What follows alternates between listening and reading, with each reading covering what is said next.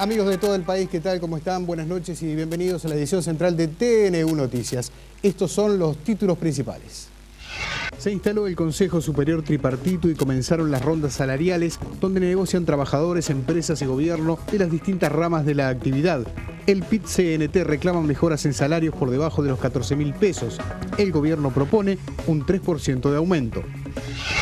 El Sindicato Médico del Uruguay denunció que ACE desvió fondos por más de 100 millones de pesos que estaban destinados a la productividad médica y desde ACE se afirma que no hubo desvíos. El presidente de la JUNASA, Luis Galo, demandará por daño moral al senador colorado Alfredo Solari, quien dijo en el Parlamento que la cooperativa que integra Galo se ve favorecida por la falta de CTI del Hospital de Canelones. El diputado Frente Amplista, Darío Pérez, cuyo voto es necesario para la aprobación del proyecto sobre la marihuana, pidió un tiempo más para reflexionar si apoya o no la iniciativa. La ciudad de San Carlos celebró 250 años de su fundación y la Cámara de Diputados sesionó en forma extraordinaria como parte de los festejos. Brasilia formó parte de una red de 16 bases de espionaje que operaban los servicios de inteligencia de Estados Unidos, según informó el diario O Globo. La Asociación Uruguaya de Fútbol anunció que se evalúa presentar una denuncia ante la FIFA ante la sospecha de que jugadores del seleccionado de Irak sobrepasen la edad de 20 años en el Mundial de la categoría.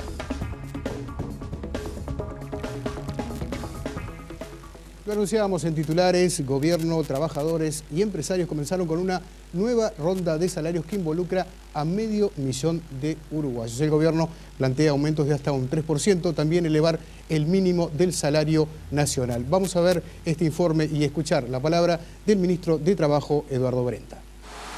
Según Brenta, los lineamientos del Poder Ejecutivo implican que el salario acompañe el crecimiento económico, por lo cual los aumentos de salario irán de 0 a 3%. Queremos primero asegurar pisos de crecimiento, salvo para aquellos sectores que efectivamente estén en situaciones muy complejas, como algunos, sobre todo que tienen dificultad de inserción de sus productos en el exterior, básicamente en Europa y otros países por la crisis económica mundial que se está viviendo, y al mismo tiempo asegurar un incremento adicional a los salarios más bajos, de hasta el 2%. Además, se buscará un incremento del salario mínimo nacional a 10.000 pesos, que se aplicará entre los años 2014 y 2015. El salario mínimo nacional no llegaba a 5.000 pesos al inicio de nuestra gestión, va a terminar en 10.000, o sea, más del doble. Esto tiene un impacto muy fuerte sobre los salarios bajos y sobre los trabajadores informales también. En cuanto a la solicitud de los sindicatos de negociación por cadena productiva, el ministro dijo que la ley no permite aplicarla en esta negociación, pero se estudiará para la próxima. También aclaró que el espíritu del gobierno es que los convenios tengan una cláusula de salvaguarda. O sea que si la situación mejora notoriamente o empeora, haya mecanismo para poder renegociar, ¿verdad?, aspectos de los convenios para salvaguardar los puestos de trabajo, si la situación empeora, y si mejora, para eventualmente poder mejorar los salarios más allá de lo que se haya acordado en el propio convenio. En cuanto a aquellos sectores que sostienen que no podrán dar un aumento, el jerarca sostuvo que podrá haber sectores que solo aumenten en función de la inflación para preservar los puestos laborales, pero descartó de plano que pueda producirse una caída del salario real. Entendemos que no existen condiciones para rebajas salariales y por tanto no vamos a negociar, nosotros por lo menos el gobierno, acuerdos a la baja en ningún sector. Vamos ahora a otros temas. Desde el Sindicato Médico del Uruguay se denuncia desvío de fondos por parte de ACE. Desde ACE se dice que esto no es lo que ha ocurrido. Gustavo Greco, vicepresidente del Sindicato Médico, dijo que dinero que iba a ser derivado a salud pública se desvió. De esos 130 millones de pesos que están asignados para remuneraciones médicas y mejorar las condiciones de trabajo, sobre todo en el primer nivel, no están llegando a los colegas que deberían hacer. Nosotros hemos pedido la información a ACE, hablamos con ACE, no tenemos certeza de dónde están esos 130. Desde el Sindicato Médico del Uruguay aseguran que no se está pidiendo un aumento de salario, sino simplemente que se exige el cumplimiento de un acuerdo alcanzado con ACE en 2010, por el que se paga productividad médica. No estamos pidiendo más presupuesto, ni estamos pidiendo más dinero para ACE, estamos pidiendo la ejecución de partidas presupuestales ya asignadas o la redistribución de presupuestos ya asignados. Greco afirmó que las renuncias de profesionales se deben al no cumplimiento de acuerdos y a las condiciones de trabajo en el sector público. Derivan a un desestímulo y a una migración natural al sistema privado, donde hay mejores condiciones de trabajo y mejor remuneración. Por su parte, Alicia Ferreira, gerenta general de ACE, dijo a TN1 Noticias que no hubo desvío de fondos ni incumplimiento y que se ejecutaron las partidas presupuestales. Ferreira agregó que no hay nada que ocultar y que tienen permanentemente control por parte del Tribunal de Cuentas, de la Auditoría de la Nación y del Parlamento, entre otros. Desde ACE no descartan reunirse con el SMU por este tema.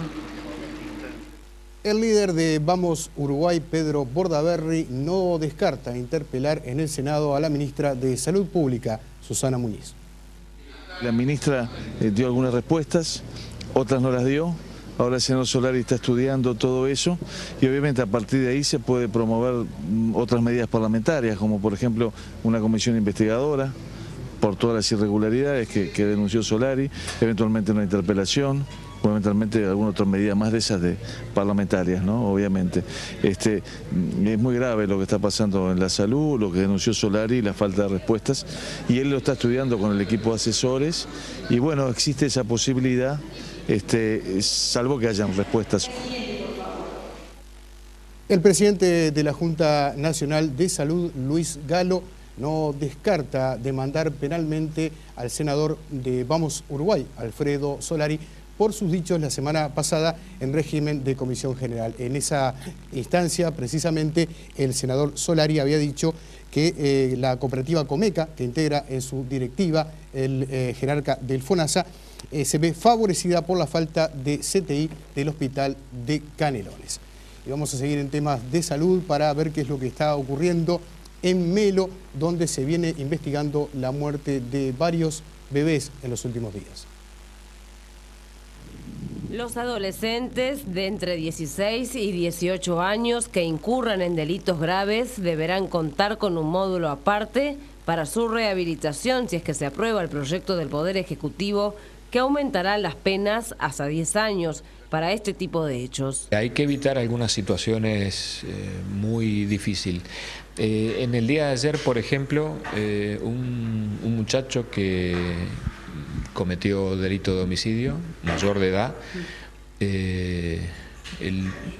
aparentemente para consumir drogas, mató a su abuela y estaba buscando que un hermano de él, menor de edad, se hiciera cargo del homicidio, de modo de resolver su problema haciendo culpable a alguien menor de edad por la supuesta facilidad de que se paga con menos años.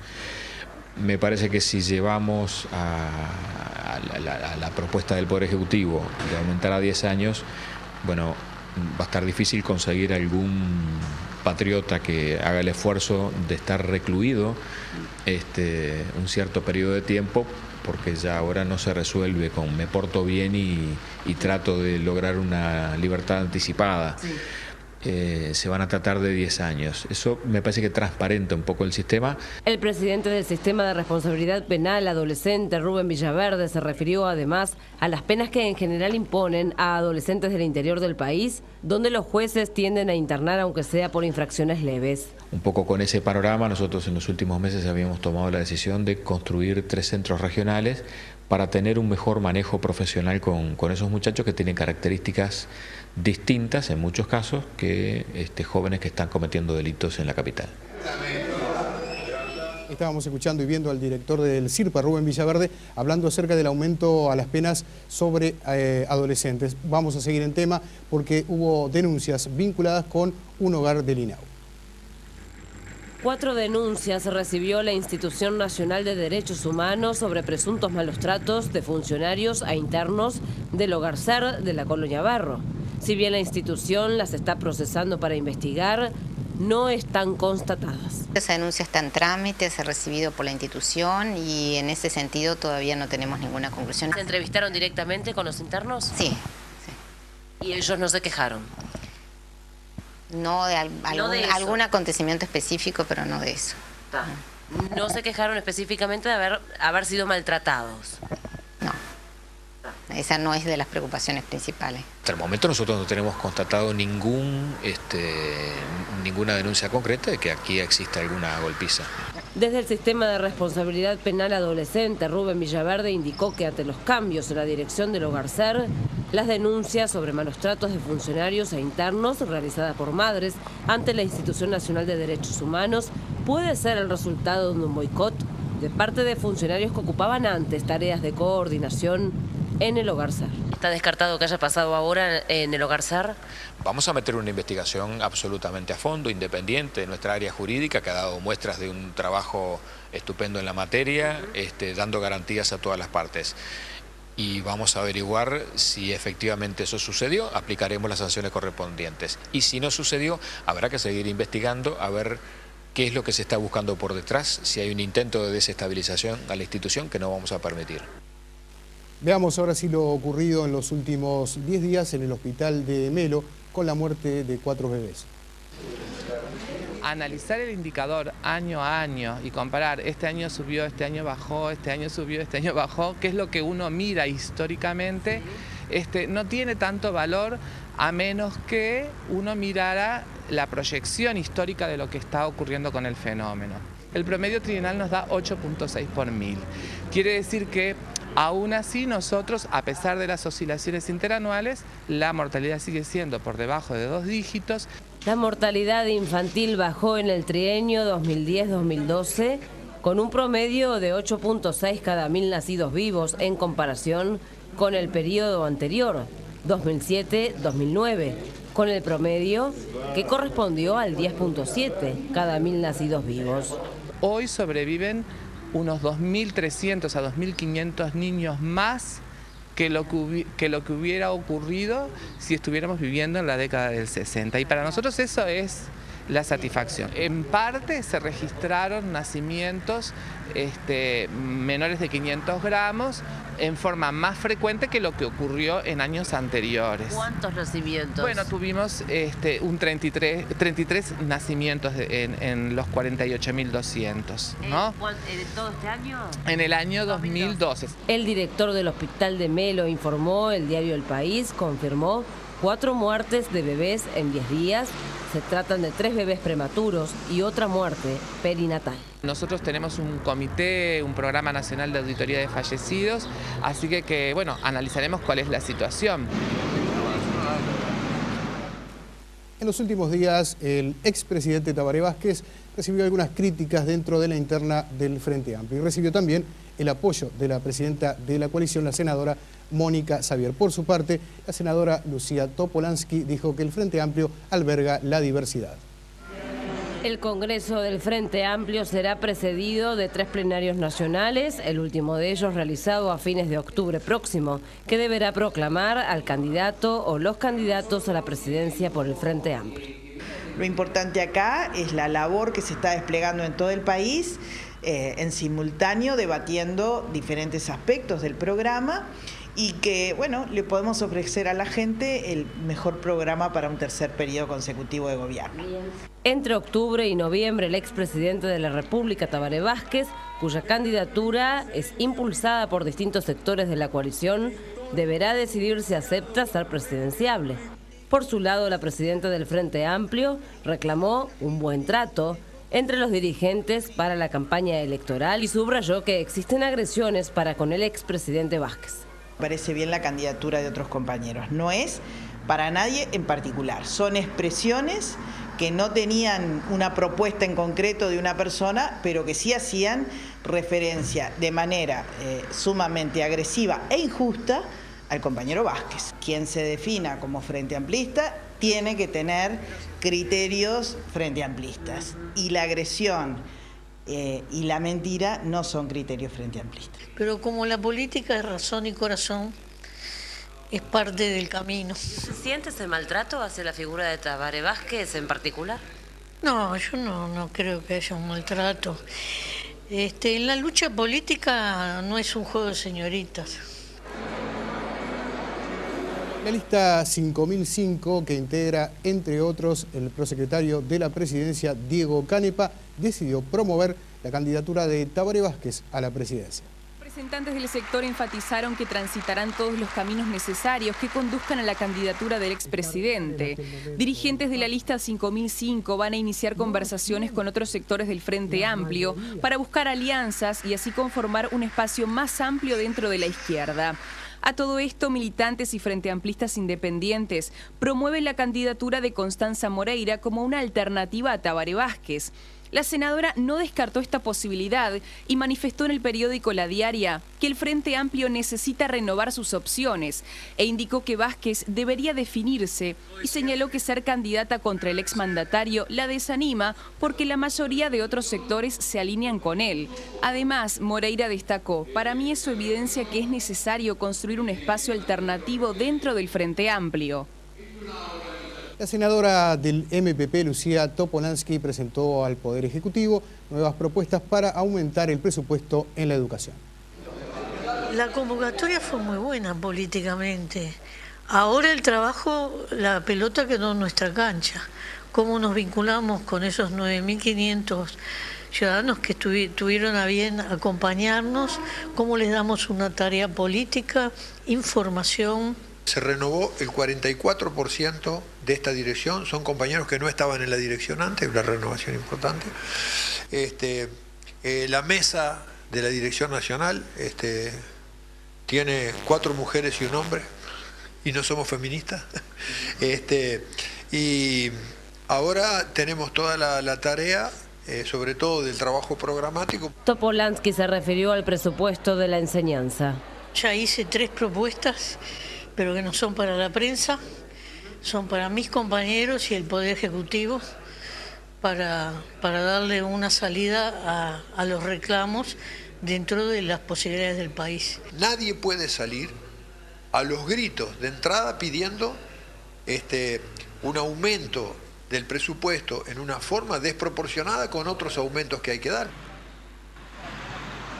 El ministro de Educación y Cultura, Ricardo Ehrlich, espera que se puedan recuperar los días perdidos en liceos y en escuelas a raíz de los paros. El ministro de Educación manifestó su deseo de que el CODICEN tome resolución sobre la situación del presidente del Consejo de Secundaria, Juan Pedro Tineto. Días atrás trascendió que sería destituido de su cargo. Más allá de una llamada que yo le hice preocupado, sobre todo por él, por cómo se dio la situación, el Ministerio sigue con atención, con preocupación, lo que se dio a nivel mediático, pero reitero, es un tema interno del Consejo Ejecutivo Central que nombra y destituye a sus autoridades y en todos los casos con los fundamentos correspondientes. En otro orden, Ehrlich reconoció el derecho de los gremios docentes a realizar sus reclamos. Cada día de clase es realmente muy valioso y perder un día es un costo altísimo. Yo confío que las autoridades se encuentren, de primaria, secundaria, UTU, encuentren el camino para poder completar el año lectivo satisfactoriamente. El Partido Nacional va a llamar en régimen de comisión general al Parlamento a los ministros de Economía, de Transporte, el presidente del Banco República por la situación de la Expluna. La bancada de senadores del Partido Nacional entiende que hay una gran incertidumbre con lo que va a pasar con la Expluna. Aparentemente se destinarían 3 aviones, que por cierto no son suficientes. No se sabe por qué 3, si se habla de la posibilidad de un embargo y hasta de un secuestro de esas aerolíneas por parte de demandas judiciales. Entonces el partido no comparte la forma en que viene llevando adelante el gobierno este tema. Creemos también que tiene que estar presente el presidente del Banco República porque hay informes jurídicos negativos respecto a la forma en que se otorgó el aval, porque hay preocupación por los préstamos que se otorgaran posteriormente por el Banco República al empresario López Mena, que fueron aparentemente los que posibilitaron el pago de ese aval. Queda aún una semana de vacaciones de invierno para la ministra de Turismo, Lilian Quechichán. El nivel de reservas es aún muy lento. En principio, siempre la segunda semana para el turismo interno es más interesante que la primera, porque se han terminado exámenes, porque todavía en la primera hay algunas cosas que atan a la gente a sus lugares. Y expectativas, hemos trabajado mucho, estamos en los cables de Argentina, estamos con toda la promoción de los descuentos que nosotros los tenemos de la devolución del IVA, así que bueno, siempre que uno trabaja tiene buenas expectativas. El nivel de consultas es bueno, el de reservas todavía es lento. Durante el fin de semana pasado hubo algunos cortes de agua potable en Montevideo y también se percibió alguna turbiedad en el agua que salía de las canillas. El presidente de OCE explica el porqué. El titular de OCE explicó que la turbidez del agua se debió a trabajos planificados y anunciados. Era toda una operación planificada de conectar la quinta línea de bombeo con la sexta línea de bombeo. La sexta línea de bombeo es la que quedó operativa ya el año pasado, que es lo que permitió mejorar el servicio y la calidad de presión y abastecimiento a toda la zona alta de Montevideo, el eje de Ruta 8 y el área metropolitana, ¿no? Barro Blanco, Sauce, Pando, Toledo. OCE comenzará proyectos para mejorar los efluentes que vuelcan a la cuenca del río Santa Lucía. Involucrar lo que son nuestras plantas de tratamiento de aguas residuales, incluirle los tratamientos terciarios, o sea, agregarle ya a las plantas existentes los tratamientos de fósforo y nitrógeno, y aquellas donde no tengamos saneamiento, por ejemplo, pues el caso de la ciudad de San Ramón, bueno, ya rápidamente cambiar las prioridades que teníamos. Sin embargo, el presidente de OCE recordó que los mayores contaminantes del río son los efluentes de tambos, industrias y agricultura. El gremio de trabajadores de AFE plantea que el directorio piensa privatizar algunas áreas de ese sector. Hace más de 2 años, la Unión Ferroviaria viene rechazando el proceso de transición hacia un sistema de gestión en régimen privado mediante la sociedad anónima Servicios Logísticos Ferroviarios que plantea el Poder Ejecutivo. Este modelo fracasó en Europa y hoy lo queremos aplicar acá en Uruguay. Nosotros lo hemos venido diciendo desde hace 2 años, de que este proyecto no es viable, que aumentaría los costos, de que le llevaría un perjuicio mayor al Uruguay y que se debería reestructurar todo el ferrocarril a través de AFE como empresa pública. Pero además, el sindicato de AFE critica un artículo que el gobierno incluyó en la rendición de cuentas que, según los trabajadores, desmantela a la empresa pública. Cuando entró la rendición de cuentas el domingo, el lunes nos llegó por mail que el artículo 188 de la rendición de cuentas abre la posibilidad de que la operadora, bajo el derecho privado, haga la reestructuración de toda la infraestructura. Y además es claro también porque dice la operadora podrá comprar material rodante y hacer los servicios de pasajeros en zona metropolitana y claramente dice Montevideo. Lo concreto es que al pasar la infraestructura y los servicios de pasajeros, que era lo único que iba a quedar dentro de la empresa pública AFE, al pasar todo, transferir a la operadora, AFE como empresa pública queda sin hacer ningún cometido. A raíz de esta situación, la Unión Ferroviaria desarrollará un plan de lucha que no descarta ir a la huelga general. Se va a plantear una estrategia de lucha de cómo llevar adelante y van a estar planteados ahí todo lo que los trabajadores tenemos como instrumento para enfrentar estas situaciones, ¿verdad? Desde los paros, desde la posible huelga, va a estar todo sobre la mesa, no descartamos absolutamente ninguna de ellas, ¿verdad? AFE tiene en la actualidad 970 funcionarios y posee 19 locomotoras.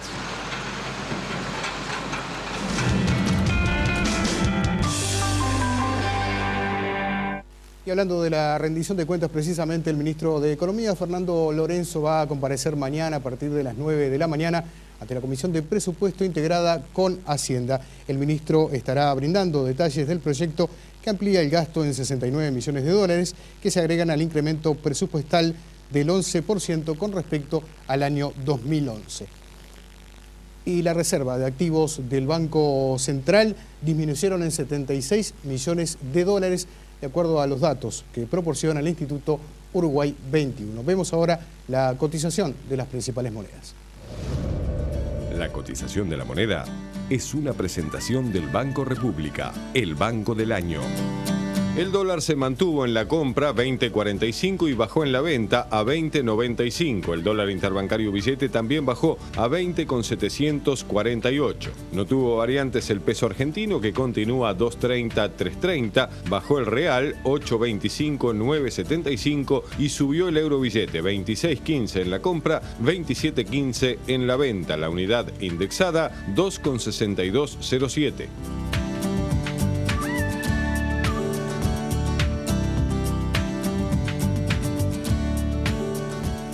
Día de fiesta para los carolinos, 250 años de la Fundación de San Carlos, que fue celebrado, entre otros actos, con la presencia en pleno de la Cámara de Representantes. Con motivo de conmemorarse los 250 años de San Carlos, se realizó una sesión solemne de la Cámara de Representantes en el Centro Deportivo Municipal Carolino. En la ceremonia hicieron uso de la palabra los 4 diputados del departamento, rescatando la parte histórica de la ciudad. Legisladores, autoridades nacionales y departamentales y público en general participaron de la emotiva sesión que culminó con el desfile militar y de caballería gaucha en las calles de la ciudad. San Carlos es una ciudad que tiene una muy rica historia. Allí los diputados del departamento se encargaron de describirla en alguna medida. Nosotros somos un pedacito muy chiquito de esa historia y queremos hacer algún aporte para que en este periodo de gobierno poder mejorar en algo a San Carlos, no solo a nivel de infraestructura y de obras, sino también a nivel de la convivencia de nuestra ciudad. Por eso apostamos fuertemente a la cultura y al deporte. Por otra parte, el gremio de maestros y profesores realizaron una manifestación en reclamo de mayor presupuesto para la enseñanza frente al lugar donde se realizaban los festejos.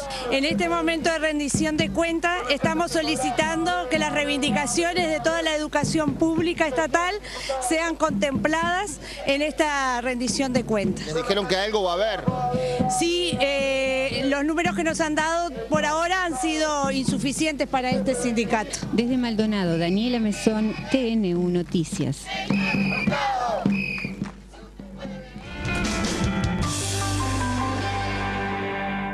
Este programa es presentado por Antel. Usa giros de bits que te permite enviar y recibir dinero estés donde estés. Según un informe periodístico, Brasil ha sido el país más espiado por agencias de seguridad de los Estados Unidos. Brasil ha sido durante años uno de los objetivos centrales del espionaje de Estados Unidos, según un artículo publicado por el diario brasileño O Globo en colaboración con el británico The Guardian. Los diarios sostienen que la Agencia de Seguridad Nacional, NSA, mantiene acuerdos estratégicos con más de 80 de las principales corporaciones globales de los sectores de telecomunicaciones, proveedores de Internet o infraestructura de redes para apoyar sus investigaciones. La información está basada en documentos revelados por el ex técnico de la NSA, Edward Snowden, que espera asilo político en Moscú. Brasil es uno de los 21 países a los que Snowden ha pedido asilo para protegerse de la petición de extradición tras haber revelado la red de espionaje global de los Estados Unidos de América. De esta manera, la administración de Barack Obama habría interceptado miles o millones de llamadas, correos electrónicos y otros datos de empresas, instituciones y ciudadanos brasileños. La Policía Federal brasilera está estudiando ya si empresas de telefonía locales colaboraban en el supuesto sabotaje. La presidenta Dilma Rousseff, a través de su canciller Antonio Patriota y de la embajada en Estados Unidos, ha pedido aclaraciones al gobierno de Barack Obama.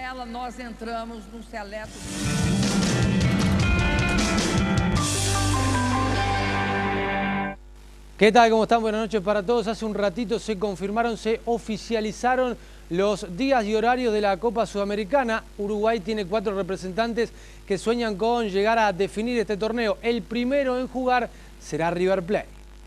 Bien, el Darcenero será el primero. Lo hará el 31 de julio a las 19:30 y la revancha será aquí en Montevideo el 6 de agosto. Jugará frente al Blooming. El Tanque jugará también el 31 de julio, 20:30 horas. El 1 de agosto será para Wanderers con Libertad, 18:15. La revancha el 8 de agosto.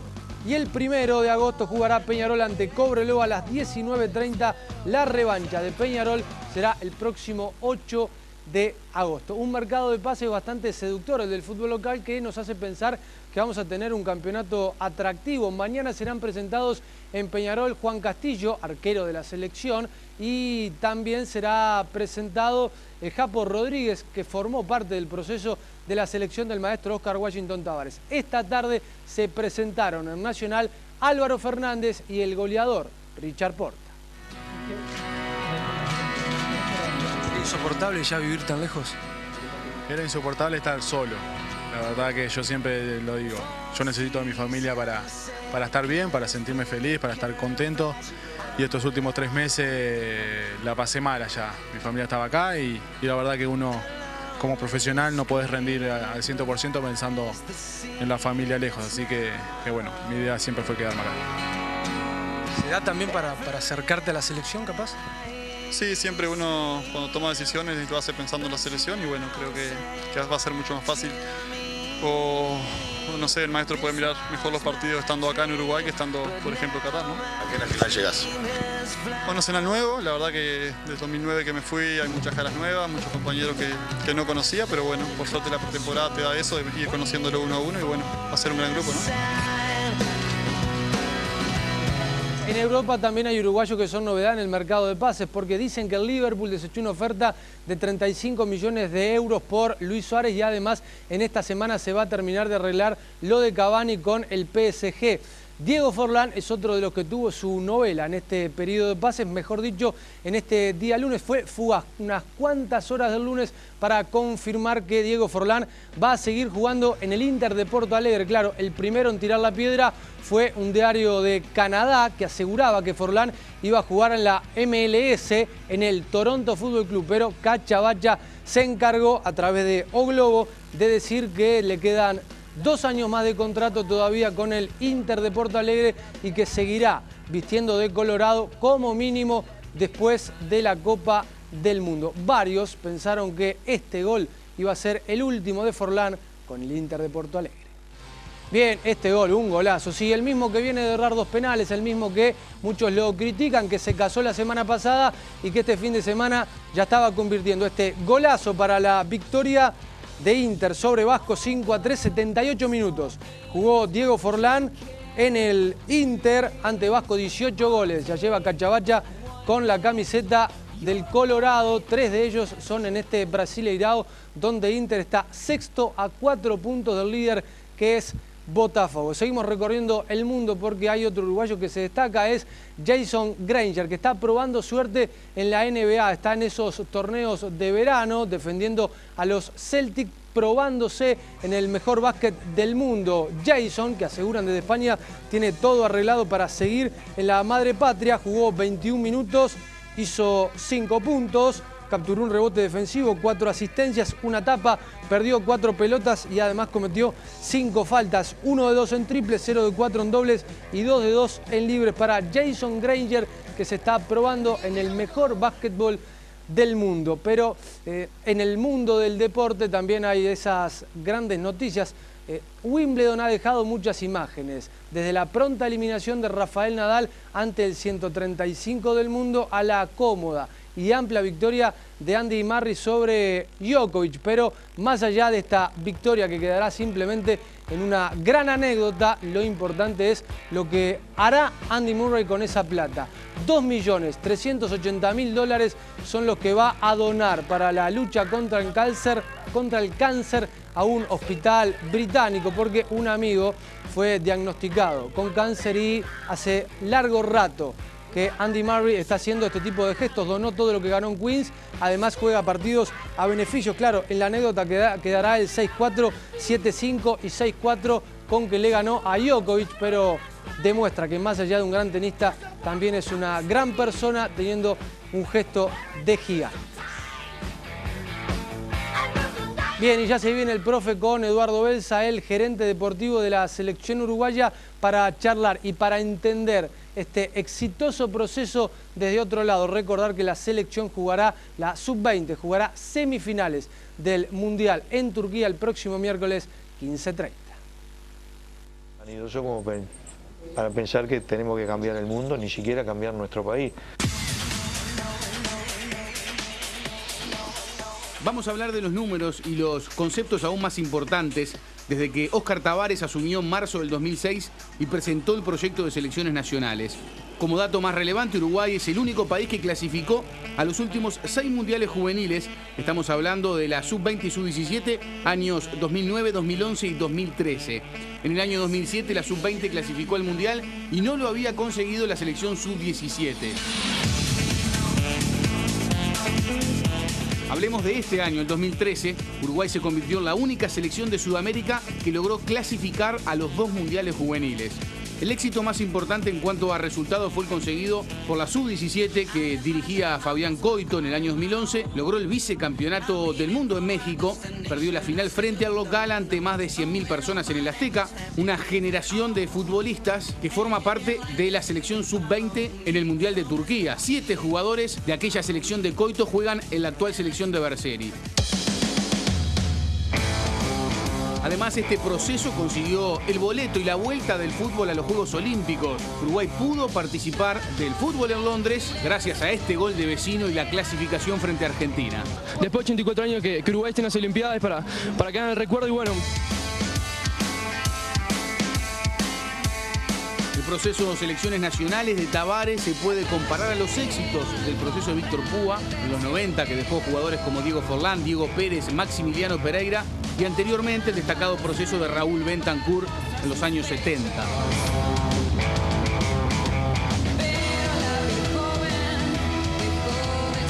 Te da más entretenimiento. Con DirecTV tenés el mejor deporte, películas, series y eventos exclusivos. DirecTV presenta este espacio. Bueno, les habíamos dicho que íbamos a estar conversando con Eduardo Belsa, gerente deportivo de la Asociación Uruguaya de Fútbol, ex arquero. Yo sé, los futbolistas siempre me dicen que siempre son futbolistas. Ex arquero, estuvo muchos años en España, médico deportólogo, una de sus tareas en la mañana de su vida, y de tarde el gerente deportivo de la Asociación Uruguaya de Fútbol. Bueno, bienvenido, gracias por la visita y arranquemos por el principio. Bueno, ¿por dónde está la llave? ¿Cuál es la llave de estos éxitos o de estos buenos resultados? Para no hablar de éxitos, que si no del éxito después viene el fracaso, pero de estos buenos resultados, de este buen momento de las selecciones uruguayas, en particular las juveniles. Sí, la clave, a mi entender, arranca en que nosotros tenemos una repartición poco habitual de los clubes profesionales en el país. La gran mayoría de los clubes profesionales están en la capital. Y nosotros tenemos un flujo de jugadores desde el fútbol amateur hacia las divisiones juveniles de los clubes profesionales que se da casi de manera natural. Por lo tanto, tenemos la posibilidad de nuclear en una ciudad como Montevideo la mayoría de los jugadores que han mostrado que tienen buenas condiciones del interior y, por supuesto, los de la capital. Teniendo esta situación que se nos da, sería imperdonable no aprovecharla, porque si bien en algunos casos no nos juega a favor, en este caso sí podría jugarnos a favor. Y a partir de ahí entonces es que sale este proyecto donde nosotros, principalmente con el proyecto del maestro Tavares a la cabeza, tenemos los jugadores 3 veces por semana entrenando con nuestras selecciones durante la mayor parte del año.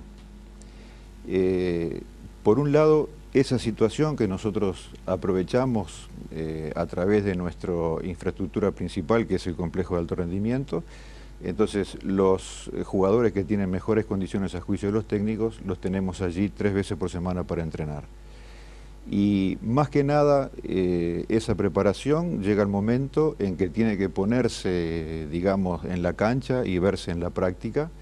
Y ahí es donde viene el esfuerzo de la asociación y la gestión de la gerencia deportiva para conseguir esa competencia internacional que es fundamental para poder ver dónde está uno, y porque a partir de estos partidos los cuerpos técnicos van viendo qué es lo que sale bien y qué es lo que sale mal, y ese es el motivo de trabajo para las siguientes sesiones de entrenamiento y, por supuesto, tema de conversación dentro de las reuniones técnicas que se hacen permanentemente entre el cuerpo técnico de nuestra selección nacional y los cuerpos técnicos de juveniles. Partidos, muchos partidos internacionales, a veces afuera, a veces en Montevideo. Pero ¿de qué cantidad estamos hablando? Un jugador de la sub-20 que llega a jugar un campeonato del mundo como esto, ¿cuántos partidos internacionales tiene? Sí, nosotros tenemos jugadores que han iniciado su periodo en sub-15 y han llegado hasta la sub-20, y actualmente entre partidos oficiales y amistosos deben andar en el orden de hay jugadores de 89 partidos, 88, 76, lo cual es un bagaje importantísimo y que nos sitúa casi a la altura de algunas selecciones de primer nivel en cuanto a la competencia internacional. Y estamos hablando, perdón, de que de esos partidos estamos hablando campeonatos sudamericanos, copas, sí, invitaciones, pero sí, también viajes a Europa y torneos en Europa. Exactamente, nosotros tenemos a partir de estos últimos años muy buenas vinculaciones en Europa con distintas federaciones, particularmente la francesa,